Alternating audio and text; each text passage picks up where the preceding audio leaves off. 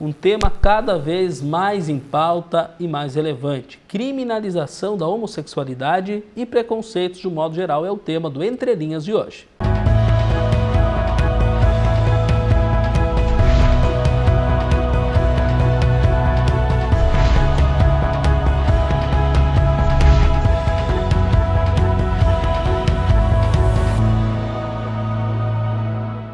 Bem, boa noite, nós estamos começando mais um programa Entre Linhas aqui pelo canal 15 da NET, 15 da Brasrede.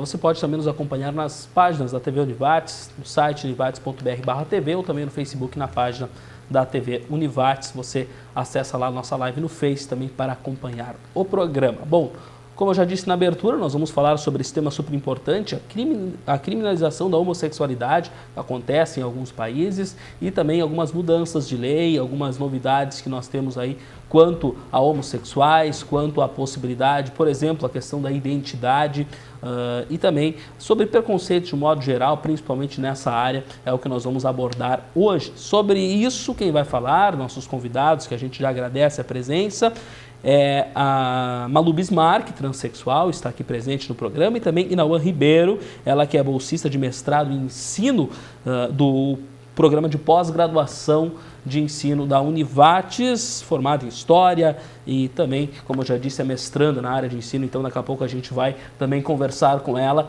e já vou agradecendo, cumprimentando vocês por terem vindo aqui, por terem atendido o nosso convite. Boa noite. Vou começar conversando com a Inauã, que vai falar um pouco então sobre essa questão da criminalização, né? Que a gente sabe que existem países que isso ainda é crime, né? E claro que são outras culturas, são outros lugares, todo um contexto diferente. Tem como numerar, tem como dimensificar isso pelo mundo? São em muitos lugares ainda ou cada vez isso está ficando menor? Enfim, como é que dá para ter uma dimensão disso a nível internacional? Tem como numerar ou pelo menos dizer sobre isso? Tudo bem? Boa noite. Boa noite. Queria agradecer pelo convite, né? Também cumprimentar a Malu por estar junto com ela aqui. Esse assunto eu acabo entrando nos debates de questões de gênero em função do meu projeto de mestrado, né, que estuda currículo e gênero aqui na instituição.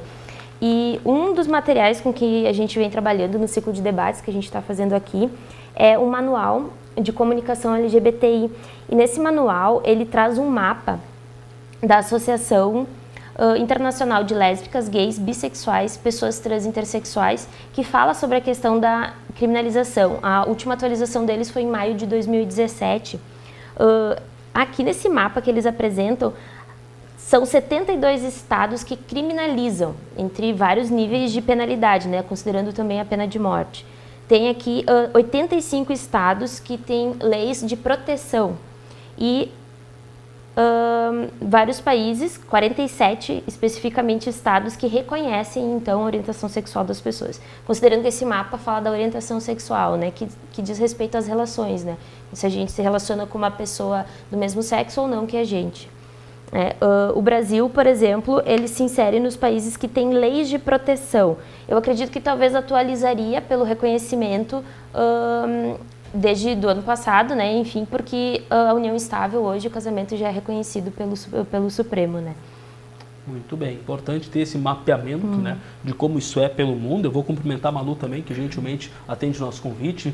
Mais uma vez no Entre Linhas, né, já participou alguns anos atrás. Bem-vinda, obrigado por nos atender. E tu tens uma novidade, né? Tem essa questão aí que eu queria que tu contasse para nós já no início do programa, né? Que é o fato, e é uma conquista, por que não dizer, de conseguir fazer uma nova identidade com um novo nome e mostrando através disso, de uma certa forma, quem você é, como você se sente. Queria que falasse um pouco sobre isso, como foi esse processo até se chegar a essa conquista, quanto tempo foi, enfim, queria que tu explanasse isso para nós. Tudo bem? Boa noite. Tudo bem, boa noite.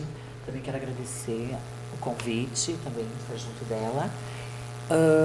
Sim, eu fui uma das pioneiras aqui a fazer a troca, faz pouco tempo, da documentação, tanto do nome quanto do gênero, coisa que antes era bem complicado, né? Era um processo grande e tinha um custo bem alto, por isso que eu já não fiz ele antes, né? Desde os 16 anos eu me visto e me comporto como a imagem que eu tenho, que é de trans. Perfeito. E só agora, depois de tanto tempo que foi aprovado, né, essa lei, e daí eu consegui fazer a troca. Não teve muita burocracia, assim, foi bem rápido, em 2, 3 dias eu já consegui fazer tudo. E agora já tenho o meu nome na identidade e o gênero feminino também. Para mim foi uma grande conquista, foi uma coisa que teve um significado muito importante para mim, porque era muito constrangedor tu ter essa imagem feminina e tem que estar sempre dizendo o nome masculino. Então, para mim isso foi uma grande vitória. E tem agora as novatas que vêm, né? Então essas que estão vindo já vão ter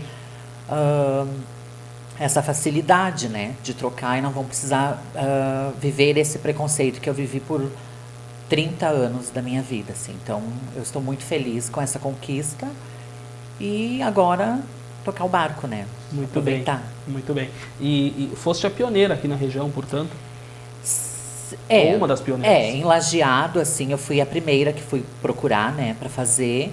E segundo os registros, eu fui a primeira a fazer mesmo aqui no Vale do Taquari. Bacana. E isso tu acredita que possa abrir as portas e encorajar, de uma certa forma, ou conscientizar outras pessoas que também queiram tomar esse rumo e fazer esse processo? Com certeza, primeiro lugar, para todas fazerem esse documento, teriam que estar com o seu título em dia, né? Como eu estava com o meu, eu já fiz até o título primeiro. O título meu é feminino, eu já fiz antes mesmo da identidade. E agora as outras que vão ter que trocar, quem não está em dia com o título, vai ter que fazer só após as eleições. Muito bem. Essa lei, não sei se na outra tu sabes me dizer, essa lei ela é bem recente, né? Que foi aprovada. Tem mais ou menos quanto tempo faz? Daqui a pouco ela nos responde, ela trouxe aqui alguns dados, é importante porque ela vai poder detalhar isso para nós também, mas enquanto isso, a Malu me responde, tu falaste do preconceito que tu vivia, né? Sim. De chegar no lugar, ter uma imagem de trans, como tu disse que tu tem, que tu se sente, mas acabar tendo que dizer um nome masculino. Como é que era esse momento, esse preconceito, de que forma ele acontecia? Dá para detalhar? Era em consultórios, clínicas, lojas, comércio, tudo aonde eu precisava do documento, eu tinha que usar o nome masculino, né? Então isso constrangia, às vezes estava em lugares que só tinha mulheres e chamavam um nome masculino. Então, até há pouco tempo, antes mesmo de eu trocar o documento, eu passei por isso. Eu me recusei a me levantar, porque eu não tinha carteira social, mas usava o nome social, né, que é Malu. Então, a moça, em vez de me chamar pelo nome feminino, me chamou pelo nome masculino, né? Okay. Então, eu me recusei até a me dirigir a ela. Mas eram esses constrangimentos que sempre passavam, que todas passam, né? Tem uma imagem feminina, mas o documento masculino. Isso é constrangedor. Muito bem. Algumas pessoas chegavam até a ofender, a falar algumas palavras de baixo calão. Como é que era isso? Eu enfrentava bastante, assim, o meu nome, me chamavam, gritavam, tipo para me humilhar, para me ofender, né, com o meu nome masculino. Era uma coisa que me constrangia muito.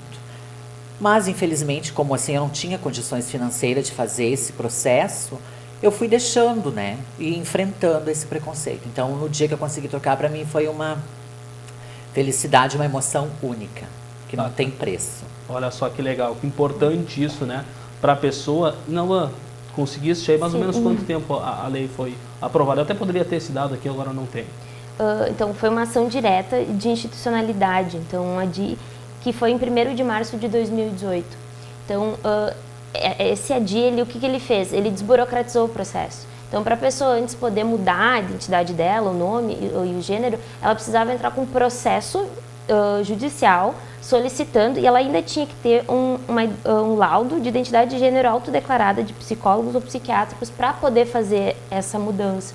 Então, desde 1º de março desse ano, as pessoas foi desburocratizado, não precisa mais dessa decisão judicial, então, para fazer essa mudança, né? Muito bem, então era muito burocrático, era possível, mas era muito difícil. Muito mesmo. Bacana. Eu queria também falar, a gente fala sobre preconceitos, né, que é um dos temas do programa de hoje, né, e criminalização também, mas estamos num momento, querendo ou não, do país político, né, e se discute isso cada vez mais, especialmente no momento eleitoral e tudo mais. mas a ideia não é entrar nisso, mas sempre se discute esse tipo de assunto. Isso é crime, isso é errado, isso é certo, envolve religiões, envolve crenças de muitas pessoas. Como é que alguém como você, que vive justamente a vida de um transexual, como é que tu te sentes nesse tipo de debate que as pessoas têm, muitas vezes defendendo que isso é errado, que isso não é certo, e aí tendo vários argumentos para isso? Como é que tu te sente? Isso ainda te atinge de alguma forma ou já não mais? Não, assim, não me atinge, porque eu sou uma pessoa bem centrada na minha vida, né? Eu sei muito bem o que eu quero, luto pelos meus ideais, meus objetivos, né? Estou aqui, sou uma trans, e eu tento me desvincular, assim, dessa coisa do preconceito, dessa coisa de me deixarem pro lado, né? Okay. Então eu tento correr atrás, me relacionando e aprendendo, ensinando, tocando a vida, assim, né? Muito bem, muito bem. A gente vai seguir nesse tema, a gente volta a este assunto, mas nós vamos ao primeiro intervalo, daqui a pouco nós voltamos.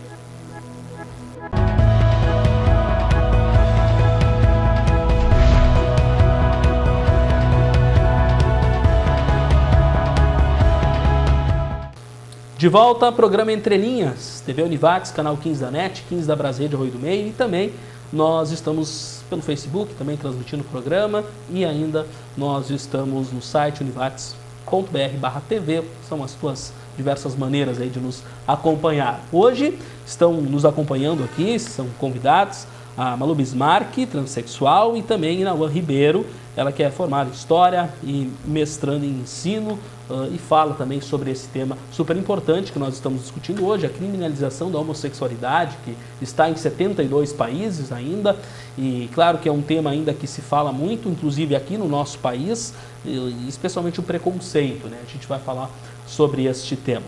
Bom, nós falávamos antes de momentos de debate, ainda se discute muito, né? Ainda há pessoas que rejeitam totalmente qualquer coisa ligada ao homossexualismo ou algo parecido, ou transexual, enfim.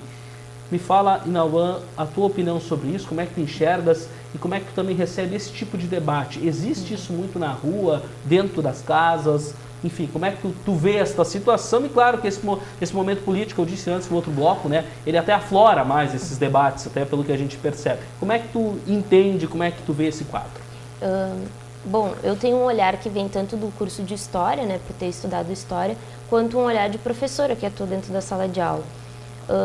Penso que quando a gente fala de criminalização da homossexualidade, a gente está falando de um evento não é uma condição histórica, né? Então a criminalização ela está associada a preceitos religiosos, né, culturais. Então os países hoje, por exemplo, que têm pena de morte para pessoas homossexuais são países que não são laicos, são países religiosos, né, como países muçulmanos, por exemplo, né?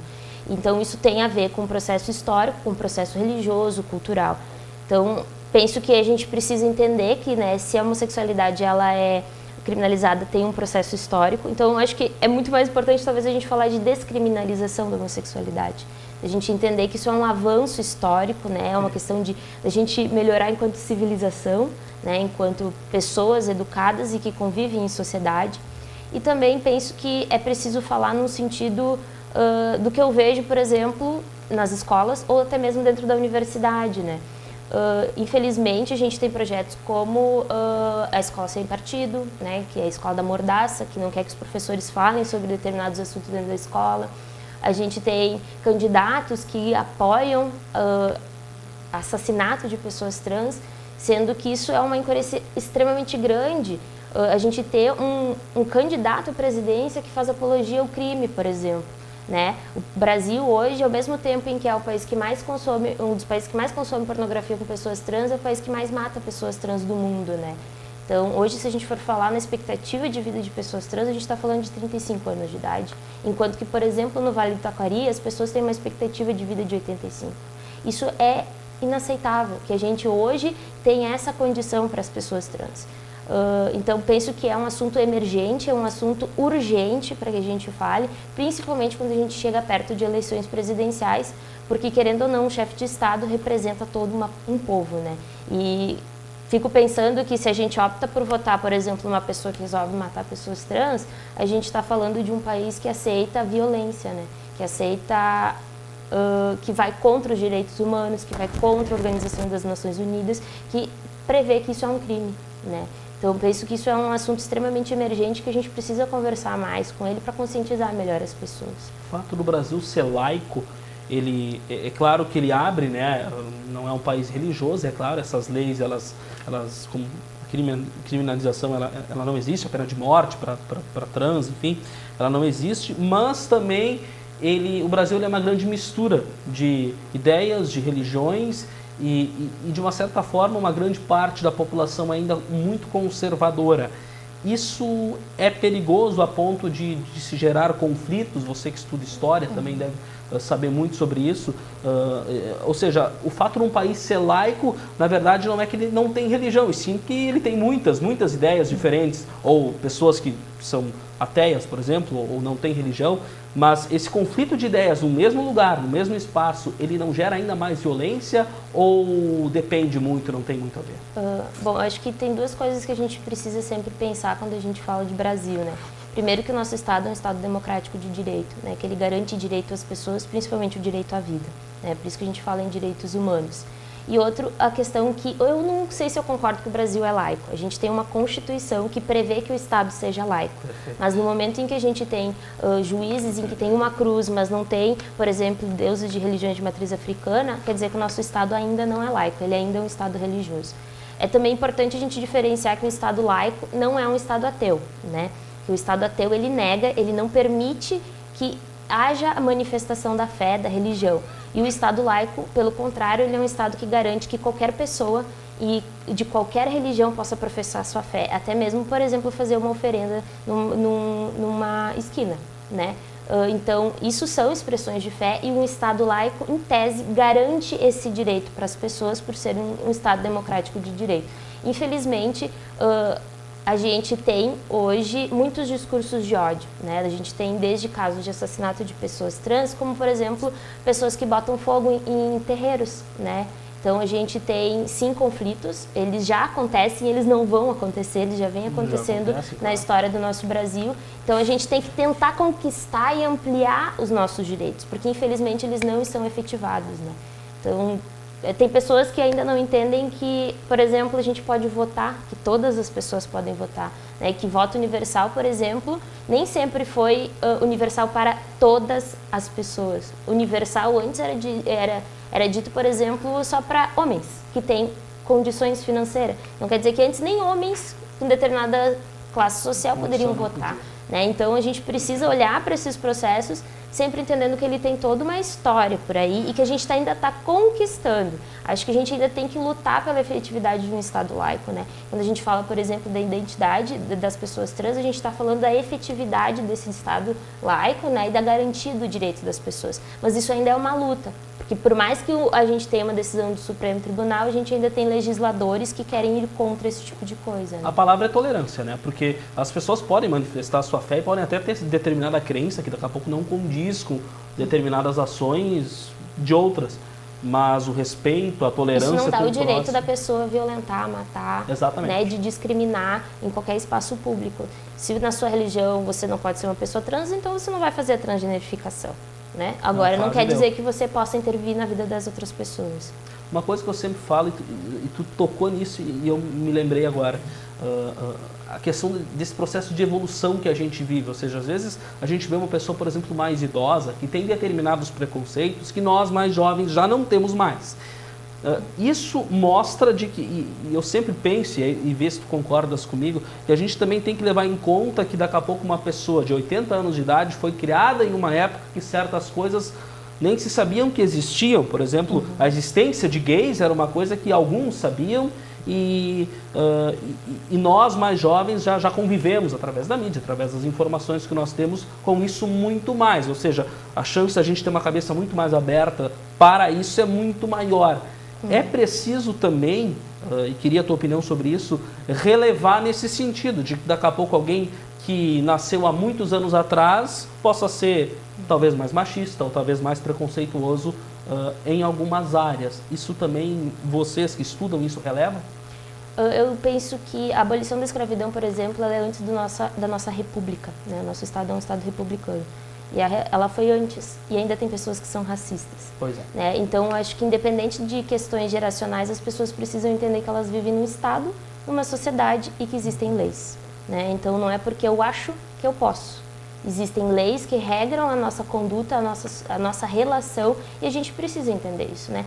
Seja de qual idade for, né? Desde pequeno, se está sendo educado por uma pessoa homofóbica, uma pessoa racista, essa pessoa ela vive num estado democrático de direito e ela precisa entender que a Constituição vale, né? Apesar de muitas pessoas irem contra a própria Constituição. Né? Muito bem. A gente falava antes também, né, da pessoa se sentir feliz como ela é e queria que tu falasse um pouco sobre isso, né? A gente até no intervalo aqui falava, né? Como é que foi esse teu início? Tu falaste que tu vive dessa forma como trans, realmente, né, com essa imagem desde os 16 anos. Como foi esse início?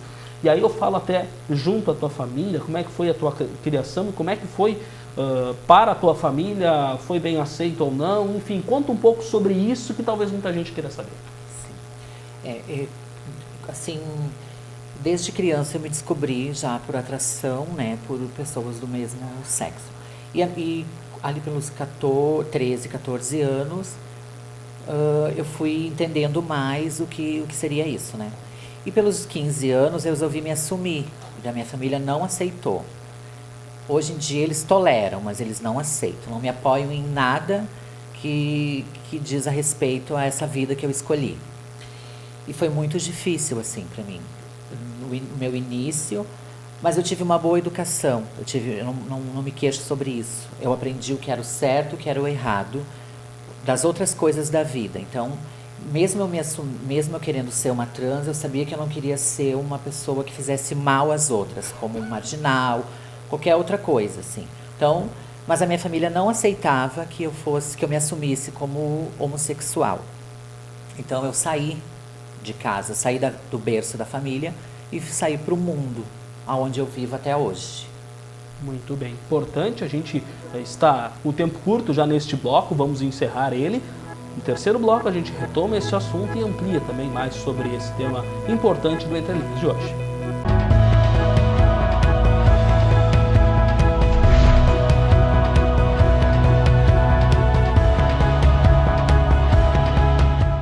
De volta ao programa Entre Linhas, aqui na TV Univates, tratando sobre o tema criminalização da homossexualidade, ou melhor, a Inaua sugeriu bem, descriminalização, porque estamos num processo de evolução e por que não falar dessa forma? E também, claro, sobre preconceito em relação a este tema. Estamos recebendo aqui, apenas para relembrar, quem está chegando agora também, a Malu Bismarck, que é transexual, e também a Inaua Ribeiro, que é formada em História, também mestrando em Ensino, enfim, ela amplia também este assunto conosco. Eu comentei antes com a Malu, no encerramento daquele segundo bloco, sobre a vida dela naquele início, né, que foi muito difícil, e ela vive esse preconceito, digamos assim, ou essa rejeição, de uma certa forma, da família até hoje, né, 30 anos depois, ainda esse problema. Isso é um problema, tu que também entende muito, estuda isso muito, é um problema que até que ponto prejudica a vida, claro que prejudica muito, né, de quem daqui a pouco é homossexual, mas demora para se assumir, para se aceitar e acaba, claro que sendo infeliz, eu imagino que até este momento. Isso até pode gerar violência, enfim, pode gerar uma série de problemas. Isso é muito recorrente e é muito comum ou em alguns casos acontece, já tem mais famílias, por exemplo, que aceitam de uma forma mais imediata, diferentemente do que aconteceu há alguns anos atrás com a Malu. Tem como já haver uma diferença ao longo desses anos ou não é bem assim? Eu não tenho dados, números em específico, Sim, né? Mas eu acho que isso é um tema geral, extremamente delicado, porque a gente ainda vê notícias de famílias que mataram seus próprios filhos, né? Porque descobriram que eles eram homossexuais ou que não se identificavam com o gênero que deram para ele quando nasceu. Então, acho que a gente ainda tem que olhar para essa situação com muito cuidado, porque a gente pensa que a gente está evoluindo até a gente receber uma notícia nova, né? Outra coisa que a gente precisa, eu penso que precisa ser pensado, é nas instituições, no papel das instituições em relação às pessoas, principalmente quando a gente fala, por exemplo, de alunos, que é o meu campo, né, a área do ensino. Eu, como professora de história, penso nesse sentido. A escola, por exemplo, não é só a família que a gente vai dizer que pode violentar uma criança, né, nesse sentido. A escola também pode. A maioria dos estudos que hoje eu tenho contato colocam a escola como um dos espaços machistas heteronormativos, diríamos assim, né? Ou você é menino ou você é menina, e se você tem determinada genitália, você tem que se comportar de acordo com ela. E aí acaba, por exemplo, muitas crianças saindo da escola, tendo evasão escolar em função disso, porque não vê nos espaços institucionais um lugar de acolhida, um lugar de referência em que as pessoas vão respeitar elas como elas são e que elas vão poder estudar e ter as mesmas oportunidades que todo mundo. Quando a gente fala, por exemplo, de uma instituição de ensino superior, também a gente precisa pensar nesse sentido. Não é porque a pessoa já chegou, né, na sua maioridade, que ela tem acesso ao ensino superior, que ela vai ter a garantia de que aquele espaço vai acolher ela. Então, por exemplo, se a gente for falar na Univates, ela tem uma política de respeito às individualidades desde 2016, que prevê que esse espaço seja um espaço seguro para as pessoas, independente dos seus posicionamentos políticos, se elas são transgêneros, se não são, se elas têm algum tipo de deficiência. É uma instituição que prevê que tenha um espaço de acolhida e seguro para as pessoas, né? Independente da sua individualidade, da sua diferença. Então, eu acho que hoje a gente tem que olhar com muito cuidado, porque a gente, querendo ou não, está num tempo em que está muito polarizado, né? Se eu sou a favor ou se eu sou contra alguma coisa, eu me coloco num lugar e tu está no outro, né? A gente não consegue dialogar. Infelizmente, a violência que as pessoas sofrem se dá na relação, né? Então, se a gente não consegue hoje conversar, se a gente não consegue falar sobre os assuntos, como é que a gente vai resolver situações de violência e como é que a gente vai acolher melhor as pessoas?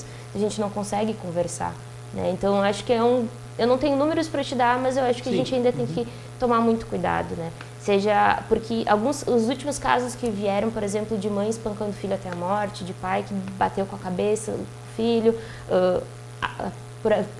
por arma de fogo, enfim, por uma série de situações que violentam, né? Eu, por exemplo, como professora, fico pensando, né, como é que a gente lida com isso? Como é que a gente deixa acontecer esse tipo de situação? Como é que o Estado não está alcançando hoje a vida das pessoas e mantendo elas vivas, né? Quero falar sobre justamente essa atuação de professor, mas eu vou perguntar para a Malu. Ela falou em violência, muitas vezes, das famílias. É algo que tu temeu em determinado momento, até com a tua família, ou de pessoas próximas ou amigos? Não. No início, na idade que quando eu quis me assumir, eu não pensava sobre isso, eu nem imaginava o que teria pela frente. E eu não sei se hoje em dia eu teria a mesma coragem que eu tive no passado. Então, eu não sabia o que eu teria pela frente. Eu tinha uma ingenuidade, eu não sabia o que era o preconceito. Não tinha noção? Não tinha noção. Mas eu enfrentei perante a família, enfrentei na escola muitas vezes também eu deixei de ir à aula, porque eu já demonstrava, né? Então eu tive apelidos, eu sofri muito, né? Chamava a minha família e às vezes eu me tornava agressiva. Então uma coisa puxava a outra. Essa discriminação, esse preconceito me levava a ter atitudes violentas naquele tempo, sim, né? E eu fui indo até que eu desisti, abandonei a escola também. Eu não tenho muito grau assim de estudo. Foi um dos motivos, né? Então, que nem até hoje em dia eu tô aqui tudo, mas eu vou ainda enfrentar, como ainda tenho muito para enfrentar do preconceito, né? Porque isso aí é uma coisa que jamais vai terminar. Eu sei que existem pessoas que estão lutando por nós, né? A gente fica feliz, é muito bom, mas é uma coisa que eu acho que dificilmente nunca vai ter fim. Ela vai amenizando, mas fim mesmo, infelizmente, eu acho que nunca vai ter o preconceito, né? Das pessoas que optam, escolhem ter outro modo de vida, né? Que não seja como a sociedade quer, que eles querem que seja todo mundo igual. Então, e eu acompanho, eu sei que o nosso país é que tem o maior índice de assassinatos na trans, né? E eu vejo também pela mídia, muitos lugares, muitas enfrentam um preconceito, né? Eu já enfrentei, eu já fui agredida, eu já fui jogar, já me atiraram objetos, já fui agredida e tudo. Hoje em dia eu já não enfrento mais tanto esse preconceito. Hoje em dia amenizou muito. Muito bem. Você foi agredida, por exemplo, por pessoas na rua mesmo, assim? Como é que foi isso? Assim? Por pessoas preconceituosas, homens Qualquer preconceituosos, assim, em lugares, em festas, assim, Ok. por homens às vezes, mais no meu início, me confundirem como mulher e quando verem que eu não era mulher, Ok. já parti para a ignorância, né? Eu já fui muito mais no início, né? Quando eu tinha assim, eu já enfrentei muito isso. Muito bem. Queria lembrar de uma coisa também, até muitos lajadenses talvez lembrem, né? Você chegou em determinado momento a entrar para a política, né? A concorrer à vereança aqui em Lajeado. Sim. E como é que foi aquele momento para ti? E naquele momento, até entrando na política, falando aqui um pouco sobre política, tu te enxergas também como uma líder, uma lutadora, enfim, que represente essa figura numa certa luta contra o preconceito, que nem tu falou, né? Tu lutas até hoje contra o preconceito. Tu te vê como líder nesse quesito?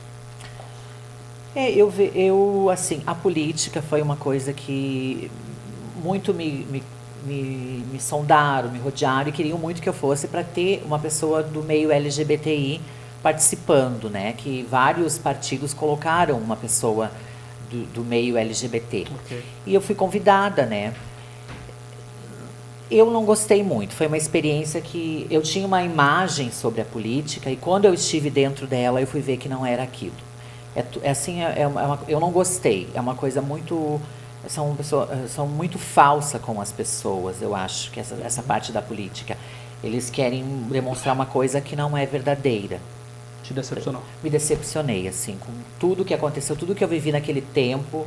Eu já queria ter desistido antes mesmo das eleições, mas o partido estava sempre junto, né? Mas foi uma experiência que eu não gostaria de ter nunca mais, assim. Não achei nem um pouco legal. Importante esse relato. Eu queria falar com a Ainauã também sobre a questão de ser professora como é que é lidar com este tema, né? Porque daqui a pouco possa, em algum momento, em uma aula com alunos, e esses alunos vêm de diversas famílias, vêm de diversas crenças, como sempre, e muitas vezes, como tu disseste, né? Às vezes o local de aula acaba sendo um local machista também, enfim, com diversas ideias. Como é que é ser professor e tocar nesse tema, ou deixar de tocar, talvez, nesse tema em sala de aula? Como é que lida com tudo isso ainda? A gente pode falar de duas formas, eu acredito, né? Uma que é no sentido legal, né, do que é previsto em lei, e a gente pode falar do posicionamento pessoal e das relações. Se a gente for falar de previsão por lei, os parâmetros curriculares nacionais, na década de 90, já previam alguns tipos de assuntos para a gente trabalhar em sala de aula. Então, era uma questão legal, né? Tem lei, que era uma política voltada para a questão da orientação sexual, prevenção da gravidez na adolescência, que aborda o tema do gênero como um todo, né? Também métodos contraceptivos, entre outros assuntos. Então, sempre voltada para uma questão mais biológica, mais da prevenção no sentido social, das doenças e tudo mais, como uma política de Estado, né? Nos últimos anos, vem acontecendo alguns movimentos sociais extremamente conservadores que querem... a gente chama a Escola da Mordaça, né? Que, por exemplo, Escola Sem Partido, que é um projeto de lei, entre outros movimentos que acontecem por aí, que não querem que os professores abordem esse tipo de assunto dentro da sala de aula. E aí a gente vai entrar num debate da questão cultural, religiosa, como tu comentou, né?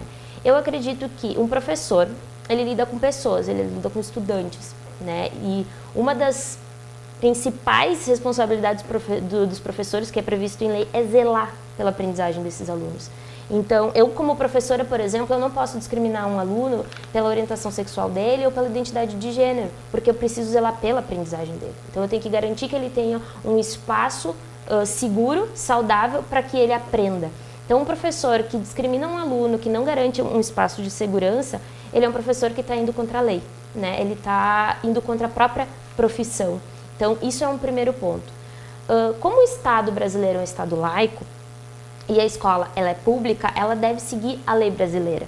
Então, os pais precisam primeiro entender que quando o professor atua dentro da sala de aula, ele precisa seguir essa legislação, né? Então, não é porque eu sou de determinada religião que eu não quero.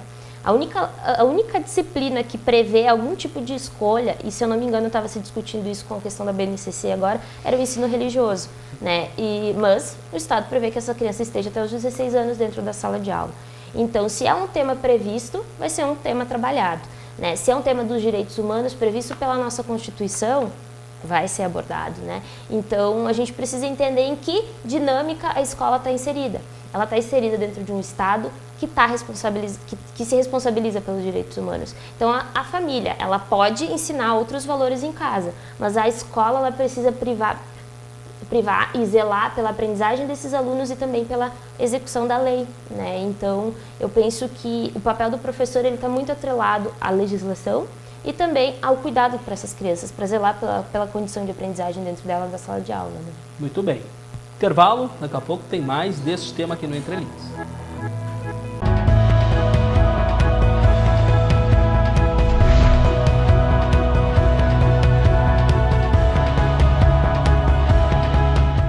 De volta Entre Linhas aqui no na nossa TV Univates, né? No canal 15 da NET, também 15 da Brasrede.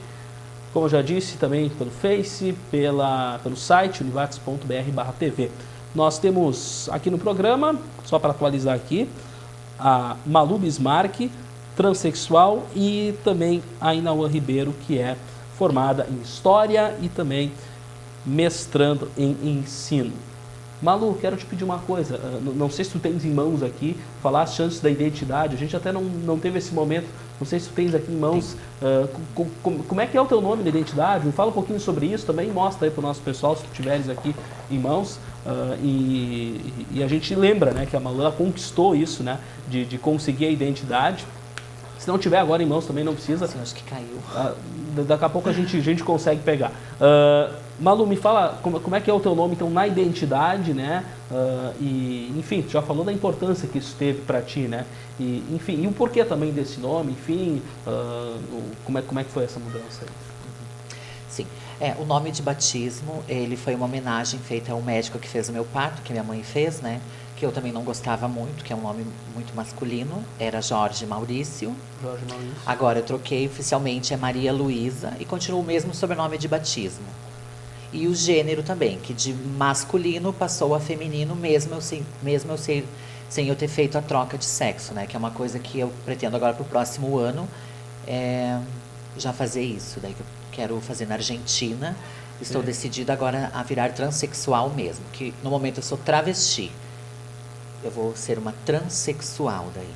Muito bem. Isso que eu queria pedir também, e talvez muitas pessoas tenham dúvidas, diferença de travesti, transexual, homossexual, tem gente que não sabe ainda a diferença disso.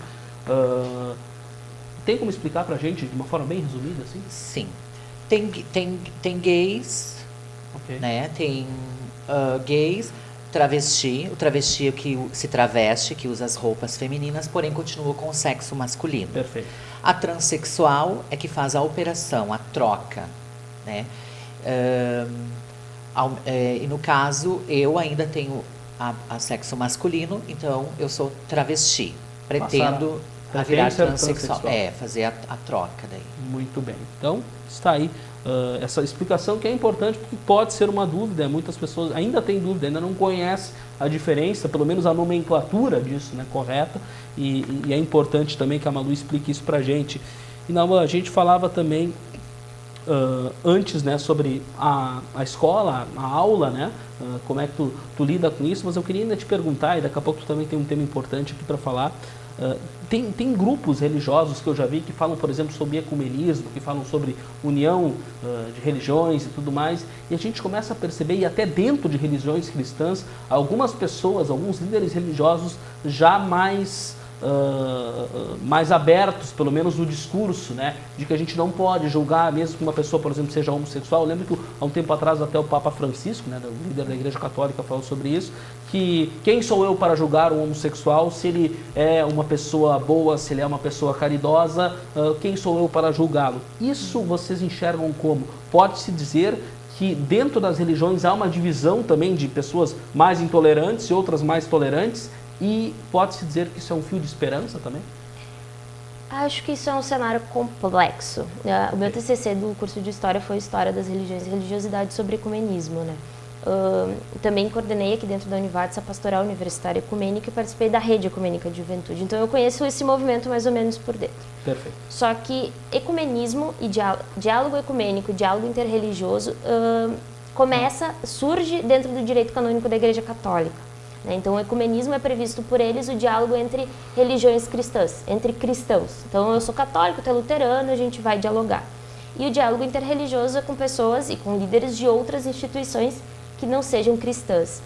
Só que, da mesma maneira em que o ecumenismo pode ser um diálogo bilateral, no sentido, por exemplo, de igreja católica com igreja luterana, né, ou igreja católica com igreja anglicana, pode ter vários tipos de diálogo. E aí, esse diálogo ele vai variando conforme o tempo, conforme os interesses institucionais, conforme as dinâmicas e conforme o lugar. Né? Então, ecumenismo está falando mais desse diálogo que as instituições têm entre si, né, e como elas operam. Então, elas pode ter nesse sentido do direito canônico da Igreja Católica ou de outras instituições, mas dentro desse movimento que eu participava e que participo ainda, a gente tenta ressignificar esse conceito de ecumenismo e vai para a etimologia da palavra, lá para a origem dessa palavra, que quer dizer casa comum. Todos nós vivemos no mundo, na Terra, que é uma casa comum de todos nós. Então eu posso ter um Deus, pode ter outro, a gente pode ter vários deuses. Nós habitamos o mesmo lugar e todos nós somos responsáveis por ele. Então a gente precisa cuidar, e para a gente cuidar desse lugar onde a gente vive, a gente precisa cuidar das pessoas. Então tem perspectivas, digamos assim, que vão pensar de um jeito ou de outro. Fora desse movimento específico, ecumênico, diálogo interreligioso, a gente vai ver também lideranças religiosas que são transgênero, transexuais, a gente vai ter pastores que são homossexuais. Não, a gente não vai ver dentro das igrejas mais tradicionais, mais antigas. A própria igreja anglicana, que é uma das igrejas mais antigas desde a Reforma Protestante, é uma instituição que respeita a lei do país. Então, se naquele país for autorizado, por exemplo, casamento gay, eles farão um casamento de pessoas gays e aceitarão pastores gays. Agora, se naquele país em que a igreja está atuando não é autorizado, eles não vão autorizar. Então, porque ela tem essa característica de estar vinculada ao Estado da Inglaterra, por exemplo.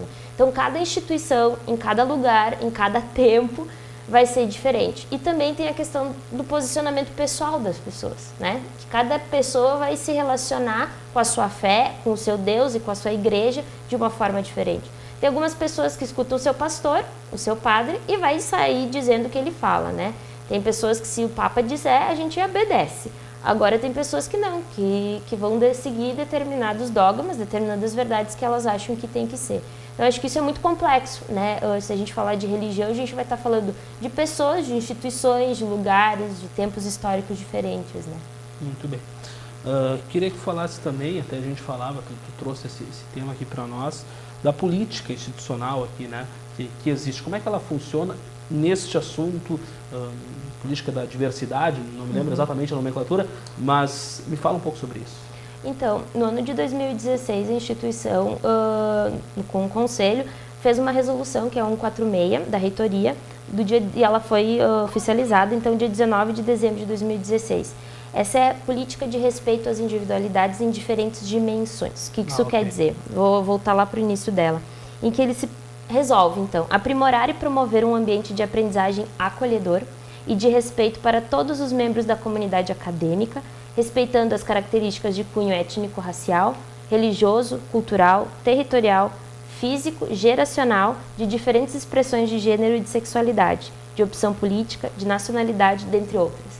E ela continua falando sobre uma série de questões. Então, a instituição se compromete, através dessa resolução, com os direitos humanos. E ela diz que ela vai se comprometer em garantir um espaço acolhedor.